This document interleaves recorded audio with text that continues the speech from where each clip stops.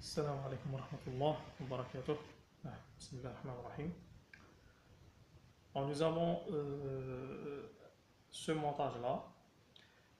Bon, tout d'abord, il y a un capteur de position qui délivre une tension E, c'est cette tension-là. Donc, cette tension E est le résultat d'un capteur de position. Donc, cette tension doit être adaptée, d'accord, pour piloter en tout ou rien une charge qui se comporte comme une résistance RC égale à 500 ohms, alimentée sous une tension de 12 volts. Bon, la première question, on vous donne d'abord les caractéristiques du transistor utilisé.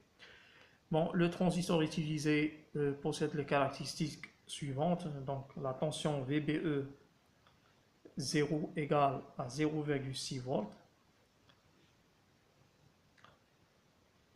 Donc VBE, la tension VBE de saturation est comprise entre 0,6 volts et 1,2 volts. Et bêta, l'amplificateur en courant statique, est compris entre 50 et 300. Et la tension VCE en saturation égale presque à 0. On vous demande de déterminer l'intervalle des valeurs de E pour lesquelles le transistor est bloqué. Donc, pour avoir un transistor bloqué, donc on a déjà VBE 0, c'est la tension de seuil. Donc la tension de seuil base émetteur égale à 0,6 volts. Donc pour une tension inférieure, le transistor se trouve en situation de blocage. D'accord? Donc pour bloquer ce transistor, il faut avoir donc une tension VBE inférieure à VBE 0, la tension de seuil. Donc maintenant VBE égale à quoi? VBE, si on prend cette maille-là, donc on a E égale RB fois IB plus VBE. Bon, en cas de blocage, qu'est-ce qu'on a? On a IB qui est égal à 0, donc on n'a rien à ça. Donc on a E égale à VBE. Donc pour avoir VBE inférieur à VBE 0, donc cela revient à dire que E doit être inférieur à VBE 0. Or VBE 0 égale à 0,6 volts. Donc E doit être inférieur à 0,6 volts. Bon, pour une tension inférieure à 0,6 volts, on a un transistor, ou bien le transistor se trouve en situation de blocage. Il est bloqué. La deuxième question, on vous donne plutôt E égale à 5 volts. D'accord? Et on souhaite que le transistor soit saturé avec un coefficient de sursaturation supérieur ou égal à 2. Donc mu, ce qu'on appelle le coefficient de sursaturation, égal à 2. On vous demande de calculer le courant de base nécessaire ainsi que la valeur maximale de la résistance RB. D'abord, le courant de base nécessaire. Bon, on a ce coefficient-là de sursaturation est égal à 2, c'est-à-dire on doit avoir un courant IC égal à 2 fois au courant de saturation. Maintenant, il faut d'abord calculer le courant de saturation. Bon, le courant de saturation, on le calcule, nous allons prendre cette maille-là, la première maille. Donc, qu'est-ce que nous avons? Bon, nous avons cette tension-là qu'on va appeler la tension VCC. Donc, VCC égale à quoi? Égale à RC fois IC saturation, d'accord, en cas de saturation, plus VCE de saturation. Bon, VCE de saturation égale presque à 0. Donc, égale presque à 0. Donc, ça veut dire que VCC égale à RC IC saturation. Donc, IC saturation égale à VCC sur RC. Donc, on remplace VCC, c'est 12 volts, d'accord, divisé par RC, RC c'est 500. Donc, on va diviser 12 divisé par 500. Ça donne 0,024 ampères ou bien 24 milliampères. Dans ce cas, on doit avoir un courant IC égal à 2 fois IC saturation, c'est-à-dire IC égale à 2 fois fois 24, ça vaut 48 milliampères. Bon, je vais refaire les calculs parce que j'ai un doute. Bon, j'ai divisé d'abord 12 sur 500. Voilà, donc c'est 0,024 ampères. Ça veut dire 24 milliampères. Très bien. Donc ici, c'est 48 milliampères. Donc pour trouver maintenant le IB saturation, le courant IB de saturation, le courant IB, bien IB IC égale à 48 milliampères, donc IB égale à IC sur bêta. D'accord? Bêta se trouve entre 50 et 300. On prend toujours, qu'est-ce qu'on a dit dans les vidéos précédentes, on doit toujours prendre bêta min. D'accord? Donc c'est 50. Donc IB dans ce cas égale à IC, c'est-à-dire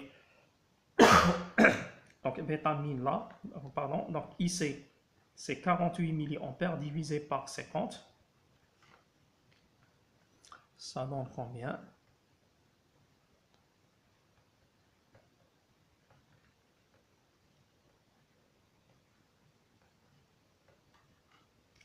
C'est 0,96 milliampères. Donc 0,96 milliampères. Donc IB nécessaire pour avoir une saturation avec un courant égal à 2 fois le courant de saturation, ça veut dire un coefficient de sursaturation supérieur ou égal à 2. Donc IB doit être supérieur et égal à 0,96 milliampères. Et pour IC, c'est-à-dire IC là, supérieur ou égal à 48 milliampères. Bon, quelle est la valeur de la résistance RB dans ce cas? Donc on va prendre cette maille là. Donc E égale à RB IB plus VBE saturation. Dans ce cas, RB égale à E moins VBE saturation divisé par IB. D'accord? Or, bon, maintenant, normalement, pour IB supérieur à cette valeur-là, donc 1 sur IB doit être inférieur ou égal à 1 sur 0,96, 10 puissance moins 3, d'accord, en ampères. Donc si je multipliais tout ça par ça, donc j'aurai E moins VBE SAT sur IB inférieur ou égal à E moins VBE SAT sur 0,96 10 puissance moins 3. Or, cette valeur-là, c'est bien RB. Donc, je dois avoir RB inférieur ou égal à ça. C'est-à-dire, la valeur, ça représente la valeur max. Donc, RB doit être inférieur ou égal à E, je remplace E, on a donné E égale à 5 volts. Bon, E égale à 5 volts. Moins VBE SAT. Qu'est-ce que je prends VBE SAT? 0,6 ou bien 1,2? Bon, si je prends 0,6, c'est-à-dire là, la valeur va être très grande. Avec 1,2, la valeur va être minime. Donc, qu'est-ce que je prends? Est-ce que je prends une valeur minime ou une valeur importante? Donc, là, je dois prendre, bien sûr, une valeur minime. Parce que je dois chercher c'est-à-dire la valeur maximale. Donc, la valeur minime, je l'obtiens avec 1,2 volts. Donc, je remplace VBE-SAT par 1,2 pour ne pas avoir un risque. Parce que là, si je prends 0,6, je peux avoir un risque avec une valeur importante. Donc, RB peut dépasser sa valeur. Donc, je prends toujours mes précautions. Donc, je prends la valeur 1,2 volts. Donc, pour avoir une valeur minime. Donc, 5, moins 1,2 divisé par, bien sûr, 0,96, 10 puissance moins 3. Donc, cela donne, je vais faire les calculs rapidement. Donc, 5 moins 1,2 divisé par 0,96 3,96. Donc c'est 3,96 10 puissance 3 ohms. Ou bien RB doit être inférieur ou égal à 3,96 kilo. D'accord? Voilà. Bon, je vous remercie. Je pense que vous avez compris cet exercice.